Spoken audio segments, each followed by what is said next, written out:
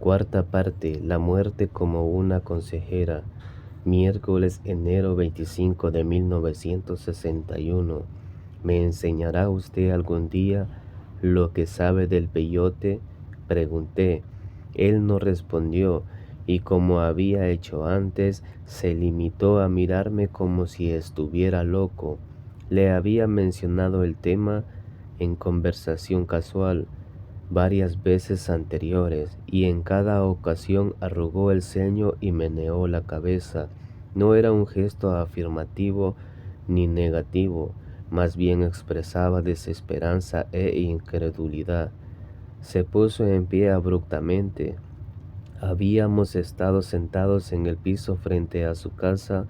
Una sacudida casi imperceptible de cabeza fue la invitación a seguirlo. Entramos en el chaparral caminando más o menos hacia el sur. Durante la marcha, don Juan mencionó repetidamente que yo debía darme cuenta de lo inútiles que eran mi arrogancia y mi historia personal. Tus amigos, dijo volviéndose de pronto hacia mí, esos que te han conocido durante mucho tiempo, debes ya dejar de verlos. Pensé que estaba loco y que su insistencia era idiota, pero no dije nada. Él me escudriñó y echó a reír.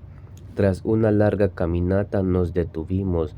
Estaba a punto de sentarme a descansar, pero él me dijo que fuera a unos 20 metros de distancia y hablara, en voz alta y clara, a un grupo de plantas. Me sentí incómodo y aprensivo.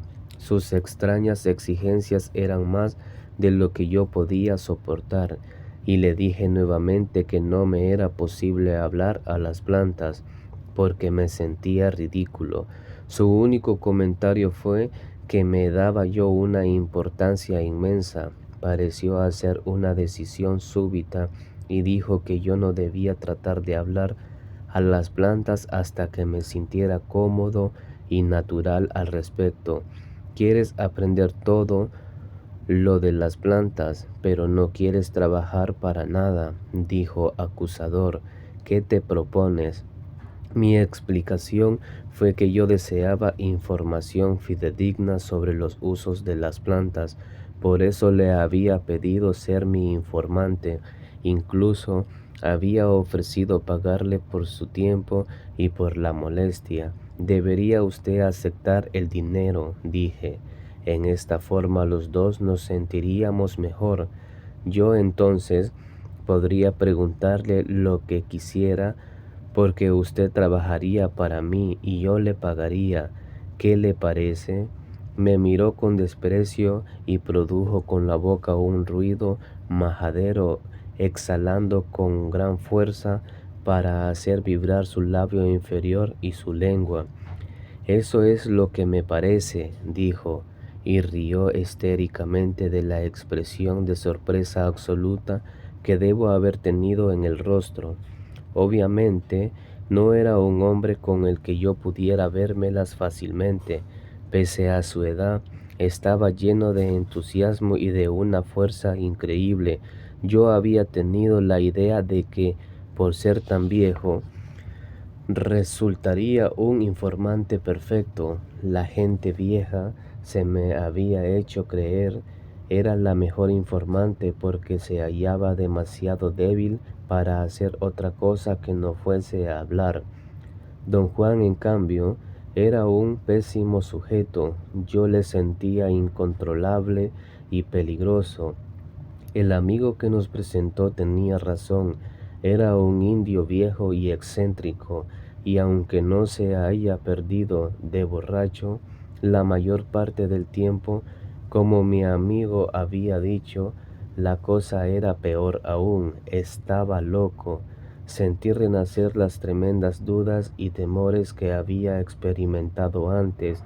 Creía haber superado eso. De hecho, no tuve ninguna dificultad para convencerme de que deseaba visitarlo nuevamente. Sin embargo, la idea de que acaso yo mismo estaba algo loco se coló en mi mente cuando advertí que me gustaba estar con él. Su idea de que mi sentimiento de importancia era un obstáculo me había producido un verdadero impacto, pero todo era, al parecer, un mero ejercicio intelectual por parte mía. Apenas me hallaba cara a cara con su extraña conducta, empezaba a experimentar aprensión y deseaba irme. Dije que éramos tan distintos, que pensaba no había posibilidad de llevarnos bien. Uno de nosotros tiene que cambiar, dijo él, mirando el suelo, y tú sabes quién. Empezó a tatarear una canción ranchera y de repente alzó la cabeza para mirarme. Sus ojos eran fieros y ardientes. Quise apartar los míos o cerrarlos, pero para mi completo asombro no pude zafarme de su mirada. Me pidió decirle lo que había visto en sus ojos. Dije que no vi nada, pero él insistió en que yo debía dar voz a aquello de lo que sus ojos me habían hecho darme cuenta.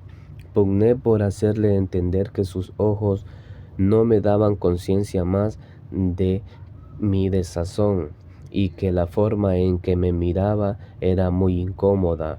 No me soltó, mantuvo la mirada fija.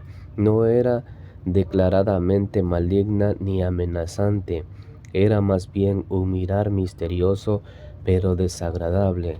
Me preguntó si no me recordaba un pájaro. ¿Un pájaro?, exclamé. Soltó una risita de niño y apartó sus ojos de mí. Sí, dijo con suavidad, un pájaro muy raro. Volvió a atrapar mis ojos con los suyos y me ordenó recordar. Dijo con extraordinaria convicción que él sabía que yo había visto antes esa mirada. Mi sentir de aquellos momentos era que el anciano me encolorizaba pese a mi buena voluntad cada vez que abría la boca. Me le quedé viendo con obvio desafío. En vez de enojarme, echó a reír. Se golpeó el muslo y gritó como si cabalgara un potro salvaje. Luego se puso serio y me indicó la importancia suprema de que yo dejara de pelear con él y recordarse a aquel pájaro raro de cual hablaba. Mírame a los ojos, dijo. Sus ojos eran extraordinariamente fieros, tenían un aura que en verdad me recordaba algo, pero yo no estaba seguro de qué cosa era. Me esforcé un momento y entonces de pronto me di cuenta, no la forma de los ojos ni de la cabeza, sino cierta fría fiereza en la mirada.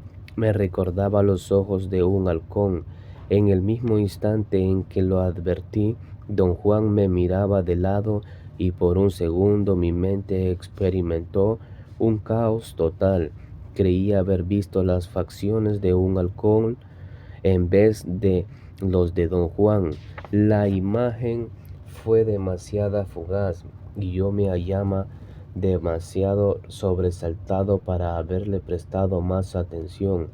En tono de gran excitación le dije que podría jurar haber visto las facciones de un halcón en su rostro. Él tuvo otro ataque de risa. He visto cómo miran los halcones. Solía cazarlos cuando era niño y en la opinión de mi abuelo me desempeñaba bien. El abuelo tenía una granja de gallinas Lengor y los halcones eran una amenaza para su negocio. Dispararles no era solo funcional, sino también justo.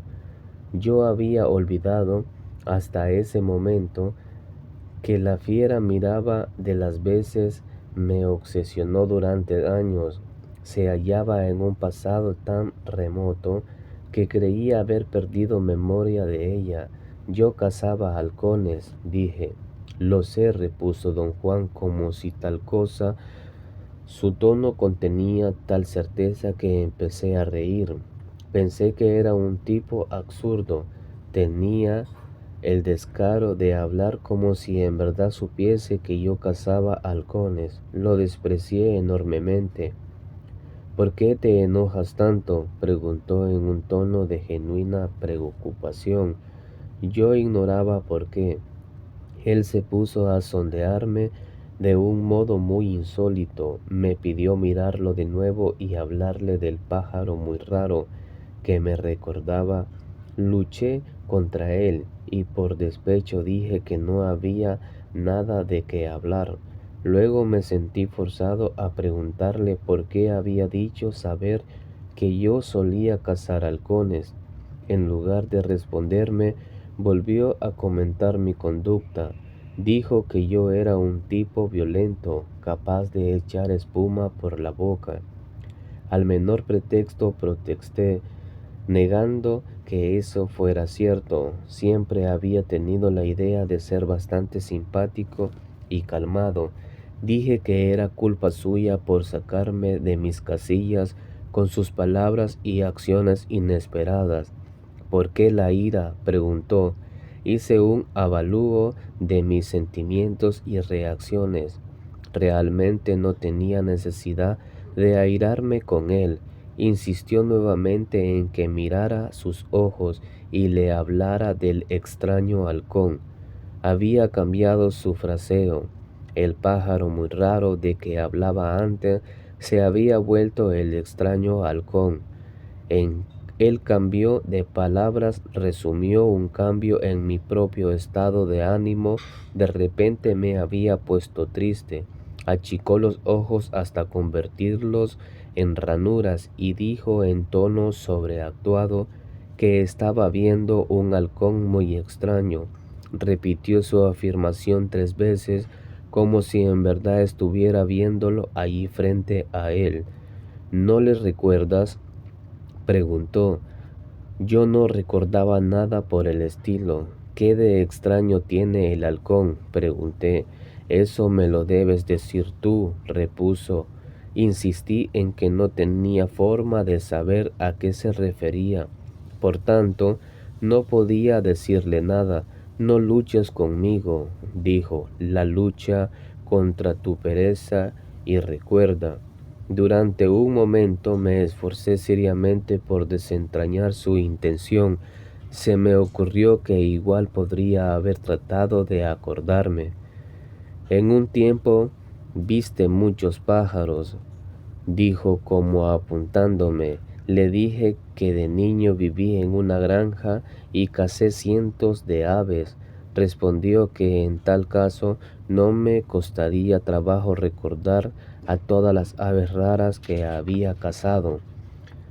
Me miró con una pregunta en los ojos, como si acabara de darme la última pista. He cazado tantos pájaros, dije, que no recuerdo nada de ellos. Este pájaro es especial, repuso casi en un susurro. Este pájaro es un halcón. Nuevamente me puse a pensar a dónde quería llevarme. Se burlaba, hablaba en serio. Tras un largo intervalo me instó otra vez a recordar. Sentí que era inútil tratar de acabar con su juego, solo me quedaba jugar con él. ¿Hablaba usted de un halcón que yo he cazado?, pregunté. Sí, murmuró con los ojos cerrados. ¿De modo que esto pasó cuando yo era niño? Sí, pero usted dijo que está viendo ahora un halcón frente a usted. Lo veo. ¿Qué trata usted de hacerme? Trato de hacerte recordar. ¿Qué cosa, por amor de Dios? Un halcón rápido como la luz, dijo mirándome a los ojos. Sentí que mi corazón se detenía. Ahora mírame, dijo, pero no lo hice. Percibía su voz como un sonido leve. Cierto recuerdo colosal se había posesionado de mí. El halcón blanco. Todo empezó con el estallido de ira que tuvo mi abuelo a contar sus pollos Lergón. Había estado desapareciendo en forma continua y desconcertante. Él organizó y ejecutó personalmente una meticulosa vigilia, y tras días de observación constante vimos finalmente una gran ave blanca que se alejaba volando con un pollo entre las garras. El ave era rauda y al parecer conocía su ruta. Descendió desde el cobijo de unos árboles, aferró el pollo y voló por una abertura entre dos ramas. Ocurrió tan rápido que mi abuelo casi ni lo vio al ave, pero yo sí, y supe que era en verdad un halcón. Mi abuelo dijo que en ese caso debía ser un albino. Iniciamos una campaña contra el halcón albino y presa, pero escapó. Era demasiado veloz para mí, también era muy inteligente. Nunca regresó a asolar la granja de mi abuelo. Yo habría olvidado el asunto si el abuelo no me hubiese aguijoneado a cazar el ave. Durante 2 meses perseguí al halcón albino por todo el valle donde vivíamos. Aprendí sus hábitos y casi me era posible intuir su ruta de vuelo, pero su velocidad y lo brusco de sus apariciones siempre me desconcertaban. Podía yo alardear de haberle impedido cobrar su presa, quizá todas las veces que nos encontramos, pero nunca logré echarlo en mi morral. En los 2 meses en que libré la extraña guerra contra el halcón albino, solo una vez estuve cerca de él. Había estado cazándolo todo el día y me hallaba cansado. Me senté a reposar y me quedé dormido bajo un eucalipto. El grito súbito de un halcón me despertó. Abrí los ojos sin hacer ningún otro movimiento y vi un ave blancuzca encaramada en las ramas más altas del eucalipto. Era un halcón albino. La caza había terminado. Iba a ser un tiro difícil. Yo estaba acostado y el ave me daba la espalda. Hubo una repentina racha de viento y la aproveché para ahogar el sonido de alzar mi rifle 22 largo para apuntar. Quería esperar que el halcón se volviera o empezara a volar para no fallarle, pero el ave permaneció inmóvil. Para mejor dispararle habría tenido que moverme y era demasiado rápida para ello. Pensé que mi mejor alternativa era aguardar, y eso hice durante un tiempo largo, interminable. ¿Acaso me afectó la prolongada espera o quizá fue la soledad del sitio donde el halcón y yo nos hallábamos? De pronto sentí un escalofrío ascender por mi espina y en una acción sin precedente me puse en pie y me fui.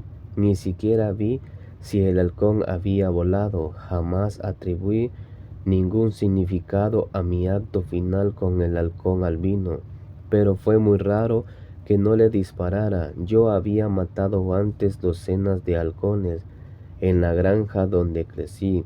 Matar aves o cazar cualquier tipo de animal era cosa común y corriente. Don Juan escuchó atentamente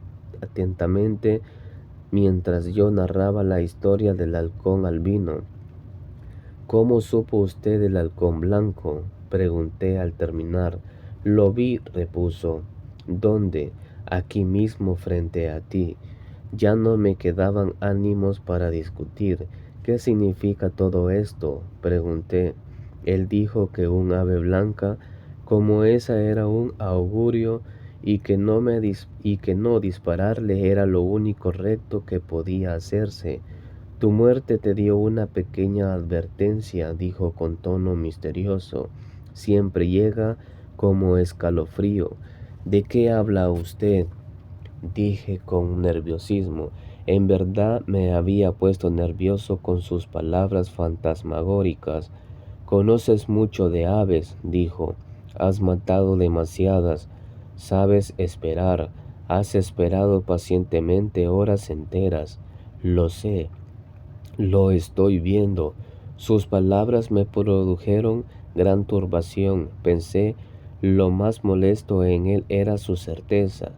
No soportaba yo su seguridad dogmática con respecto a elementos de mi vida de los que ni yo mismo estaba seguro. Inmerso en mis sentimientos de depresión, no lo vi inclinarse sobre mí hasta que me susurró al oído. No entendí al principio y él lo repitió. Me dijo que volviera la cabeza como al descuido y mirara un peñasco a mi izquierda. Dijo que mi muerte estaba allí, mirándome, y que si me volvía cuando él me hiciera una seña, tal vez fuese capaz de verla. Me hizo una seña con los ojos, volví la cara y me pareció ver un movimiento parpadeante sobre el peñasco. Un escalofrío recorrió mi cuerpo, los músculos de mi abdomen se contrajeron involuntariamente y experimenté una sacudida, un espasmo. Tras un momento recobré la compostura y expliqué la sombra fugaz que había visto como una ilusión óptica causada por volver la cabeza tan rápidamente. La muerte es nuestra eterna compañera, dijo don Juan con un aire sumamente serio. Siempre está a nuestra izquierda, a la distancia de un brazo. Te vigilaba cuando tú vigilabas al halcón blanco. Te susurró en la oreja y sentiste su frío como lo sentiste hoy. Siempre te ha estado vigilando, siempre lo estará hasta el día en que te toque. Extendió el brazo y me tocó levemente en el hombro, y al mismo tiempo produjo con la lengua un sonido profundo, chasqueante.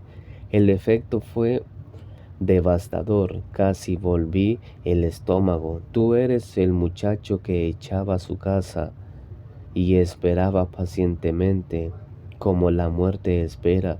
Sabes muy bien que la muerte está a nuestra izquierda, igual que tú estabas a la izquierda del halcón blanco. Sus palabras tuvieron la extraña facultad de provocarme un terror injustificado. La única defensa era mi compulsión de poner por escrito todo cuanto él decía. ¿Cómo puede uno darse tanta importancia sabiendo de que la muerte nos está acechando?, preguntó. Sentí que mi propuesta no era respuesta en realidad necesaria. De cualquier modo, no habría podido decir nada. Un nuevo estado de ánimo se había posesionado de mí. Cuando estés impaciente, prosiguió, lo que debes hacer es volverte a la izquierda y pedir consejo a tu muerte.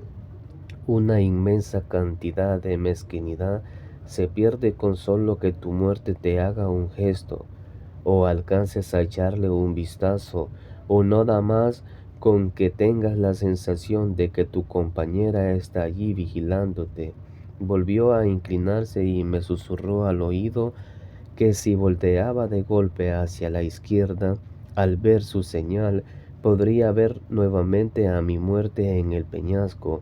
Sus ojos me hicieron una seña casi imperceptible, pero no me atreví a mirar. Le dije que le creía y que no era necesario llevar más lejos el asunto, porque me hallaba aterrado.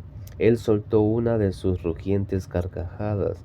Respondió que el asunto de nuestra muerte nunca se llevaba lo bastante lejos, y yo argumenté que para mí no tendría sentido seguir pensando en mi muerte, ya que eso solo produciría desazón y miedo.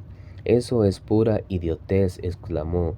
La muerte es la única consejera sabia que tenemos. Cada vez que te sientas, como siempre lo haces, que todo te está saliendo mal y que estás a punto de ser aniquilado, vuélvete hacia tu muerte y pregúntale si es cierto. Tu muerte te dirá que te equivocas, que nada importa en realidad más que su toque. Tu muerte te dirá, todavía no te he tocado. Meneó la cabeza y pareció aguardar mi respuesta. Yo no tenía ninguna, mis pensamientos corrían desenfrenados. Don Juan había asestado un tremendo golpe a mi egoísmo. La mezquindad de molestarme con él era monstruosa a la luz de mi muerte. Tuve el sentimiento de que se hallaba plenamente consciente de mi cambio de humor. Había vuelto las tablas a su favor. Sonrió y empezó a tararear una canción ranchera. Sí, dijo con suavidad, tras una larga pausa, uno de los dos aquí tiene que cambiar, y a prisa. Uno de nosotros tiene que aprender de nuevo que la muerte es el cazador y que siempre está a la izquierda. Uno de nosotros tiene que pedir consejo a la muerte y dejar la pinche mezquinidad de los hombres que viven sus vidas como si la muerte nunca los fuera a tocar. Permanecimos en silencio más de una hora, luego echamos a andar nuevamente.